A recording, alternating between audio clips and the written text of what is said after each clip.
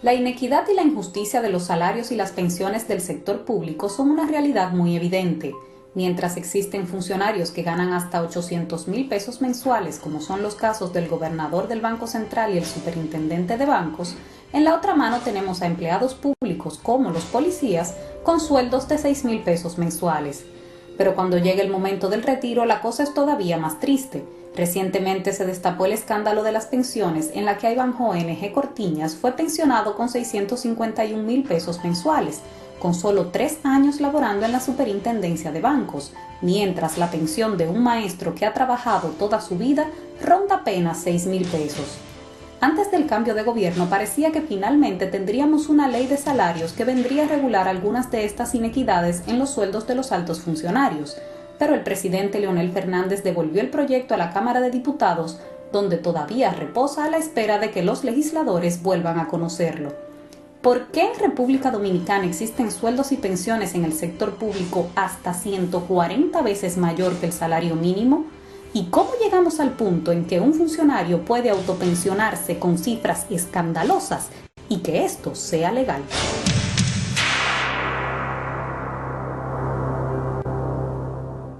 Un tema que teníamos previsto desde el día de ayer, desde antes de ayer, para tratar en la mesa de hoy, sin conocer cuáles iban a ser las medidas de ese pacto fiscal o pacto tributario. Eso lo vamos a aclarar. Vamos a conocer nuestros invitados en el día de hoy. Francisco Álvarez es una persona que todos conocemos porque vemos cotidianamente en los medios de comunicación representando a la ciudadanía. Él es el coordinador general de Participación Ciudadana, y tenemos también a María Teresa Cabrera, quien fue presidenta de la Asociación Dominicana de Profesores y está como candidata a ser nuevamente presidenta, y parece que con muchas probabilidades. Muchas gracias por estar con nosotros en el día de hoy. Gracias. Pancho, empezamos contigo porque estabas esta mañana en el Palacio cuando se anunciaron todas estas medidas. Antes de que nos cuentes tu impresión de lo que viste y de lo que pasó, uno de nuestros amigos en el Twitter decía: no se puede hablar de reforma fiscal, sino de reforma tributaria. ¿A qué se refiere él? Bueno, cuando se habla de reforma fiscal y se le agrega la palabra integral, se supone que debe hacerse un esfuerzo por reformar la parte de los impuestos, que son los ingresos del gobierno, y también la parte del gasto. ¿Cómo gasta el gobierno esos impuestos? Entonces, bueno, hoy el golpe ha sido informando cuál es el proyecto del gobierno para fines de discusión en el seno del Consejo Económico y Social, pues cuál es el proyecto del gobierno sobre los tributos. Claro. La gente del gobierno puede decir: es que ya nos habíamos anticipado con el decreto de austeridad, con una serie de medidas para mejorar la calidad del gasto.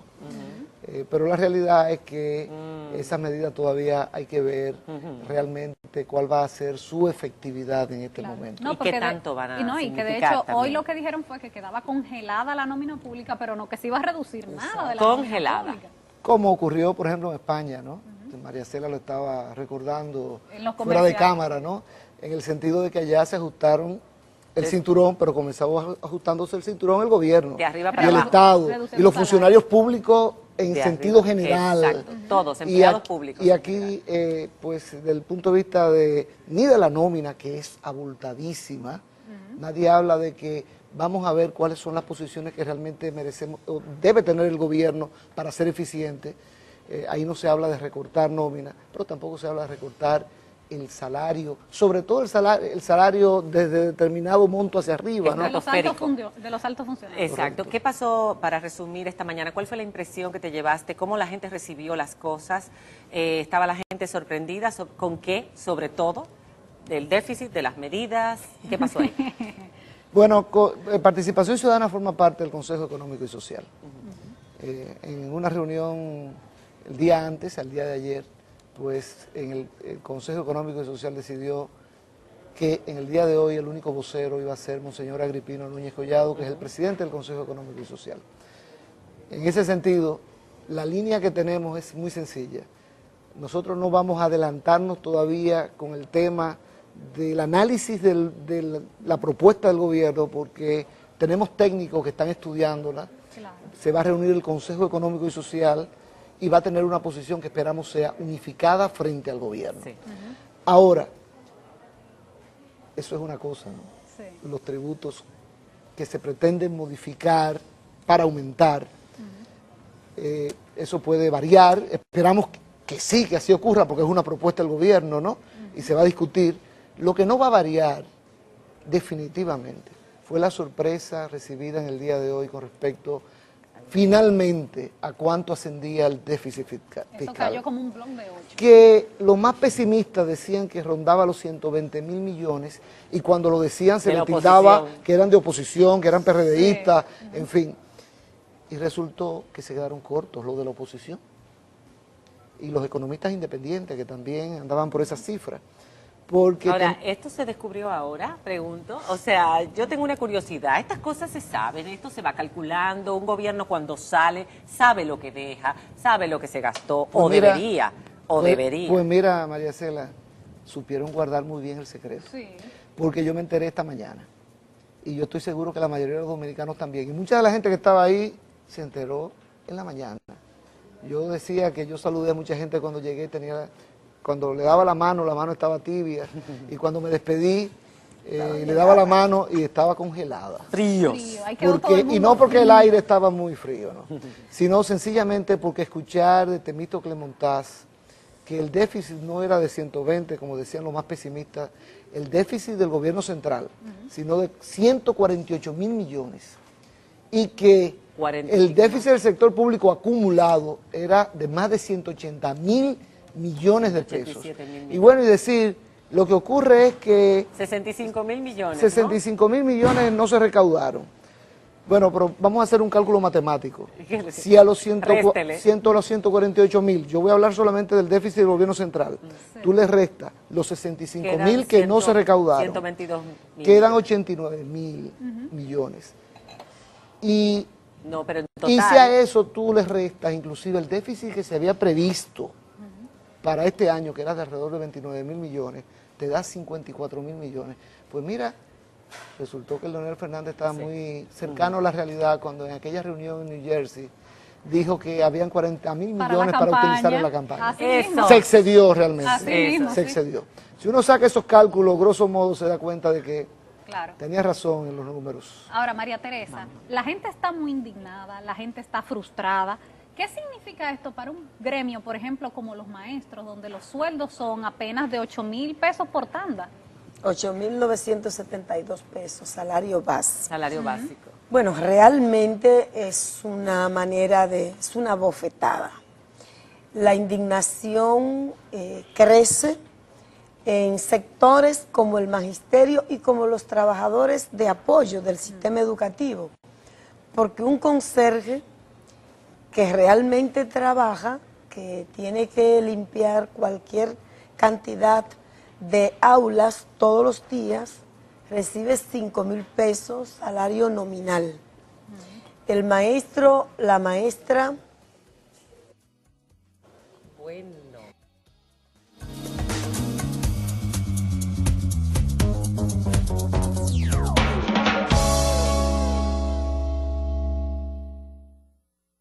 Disculpen la interrupción en el servicio eléctrico, pero Nos bueno, tienen como un arbolito Hoy hoy. está, no sé si es que el programa no está gustando. No, que la Navidad llegó primero a la ciudad, ya está desde No, octubre pero es que ya y no es esto la un primera vez. arbolito. Esto nunca había pasado los 2 meses que llevamos Pues en el aire. acostumbrémonos. Sí, Exacto. sí. Esto va a empezar, Porque oye, hay es como un que se ha asustado tema el servicio eléctrico también eléctrico. esta Sí. mañana. Esta mañana, ajá. Bailó sí. ahí la Ok, tarifa. bailó. Bueno, Decías tú del Bueno, salario de el un conserje, salario por ejemplo, de un 5.000 conserje es pesos. 5.000 pesos. Un maestro, una maestra, De vergüenza. salario base 8.972 pesos.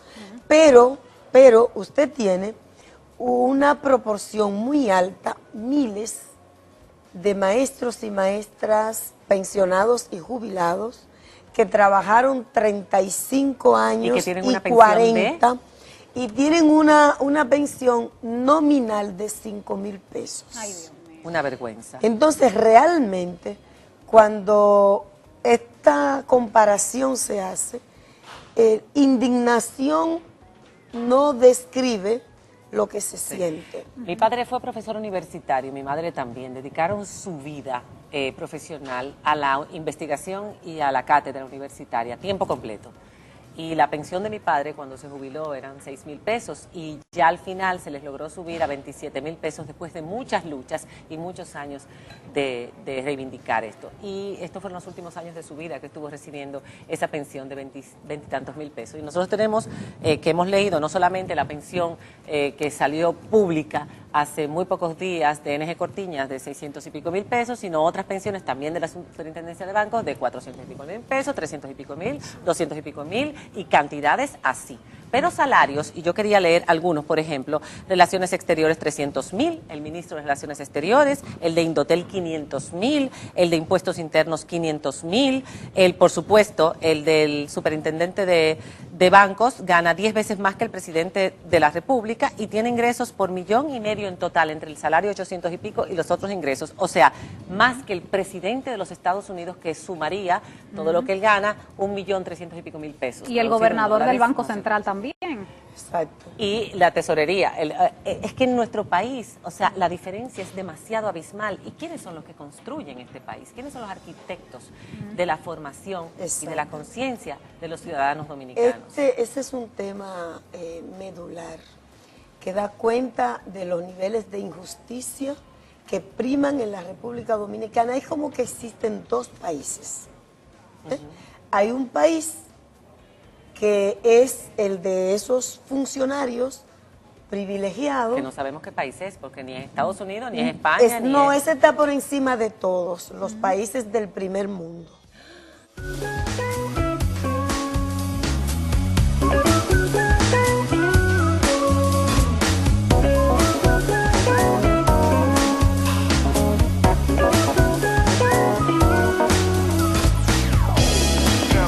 Volvemos a pedir disculpas. Esto realmente es como un duende que hay en el sistema eléctrico en el día de hoy. No nos había pasado en 2 meses, jamás se nos había ido la luz. Esto no es normal, ¿eh? Esto no es normal. Yo estoy hasta asustada. No tendrá que ver con los temas que estamos tratando, porque no, tendrá que cortar todos los canales hoy. Pero tendrá que ver con el anuncio hoy de la reforma fiscal en el Palacio. Francisco? Bueno, que Danilo Medina hoy se refirió en su discurso a que el tema del problema eléctrico en la República Dominicana no tenía que ver necesariamente ni siquiera con las pérdidas de la energía eléctrica por problemas de cable, ni de robo, no, que tenía que ver con la estructura del negocio eléctrico y que él estaba decidido a resolver ese problema. Y eso obviamente tiene que ver con los que venden la energía eléctrica, ¿no? O sea, que espero que no tenga, no se esté asociando. Tiene visos de sabotaje o de, con nosotros no te metas o cosas así, ¿no? Bueno, esto es especulación, pero de todas formas sorprende muchísimo porque ya van 3 veces o 4 veces. Van 4 veces esta noche. En menos de una hora en que estamos aquí en el aire. Decíamos, para concluir en este segmento, decíamos, María Teresa, de la gran diferencia de esas personas que trabajan y que cobran salarios de países que todavía, que ni siquiera son los del primer mundo, o sea. Claro, muy por encima de los países del primer mundo, para ese segmento privilegiado, mientras tú tienes maestros, maestras, policías que ganan 6.000 pesos también, porque no lo vamos a limitar a los maestros, empleados, enfermeras. Exactamente, que hacen un trabajo, ¿verdad?, con altísimo valor social, sobreviviendo con salarios miserables. Que nadie puede vivir hoy día. Yo recibí el otro día, yo le confieso que a mí me dolió en el alma, aunque uno lo sabe, pero escucharlo así, de una maestra jubilada que trabajó 35 años en el sistema. Ella es de Santiago. Y ella fue al ADP a hablar conmigo y me decía, yo recibo 500 pesos, su salario nominal es de 5.000, pero ella tomó un prestamito en la cooperativa, ella cogió una neverita chiquita y entonces tiene que pagar seguro médico y recibe 500 pesos. Y me dijo, así que con lágrimas, me dijo, a veces tengo que salir a buscar un piso para limpiarlo, para comer. Entonces decimos, ¿cómo se va a hacer una reforma en el sistema educativo que también implica la inversión, una reforma, porque hay que cambiar muchas cosas, si no vamos a poder atraer tampoco a personal muy capacitado? Entonces, como decíamos, hablaba hace un ratito con un invitado que estaba en otro programa, una persona muy prominente con una de las compañías o las empresas en el mundo hotelero más importantes de este país y decía, pero es que ni mi jubilación, ni los salarios en el sector privado de los más altos son los que tienen, por ejemplo, los empleados en este país los funcionarios del sector económico. Vamos a hablar, Francisco, en el próximo segmento, que ya se nos acabó el tiempo, de qué es lo que tenemos que hacer como país, de cómo nosotros ahora nos vamos a tener que poner los pantalones, porque ya está bueno. Así es. Cuando regresemos.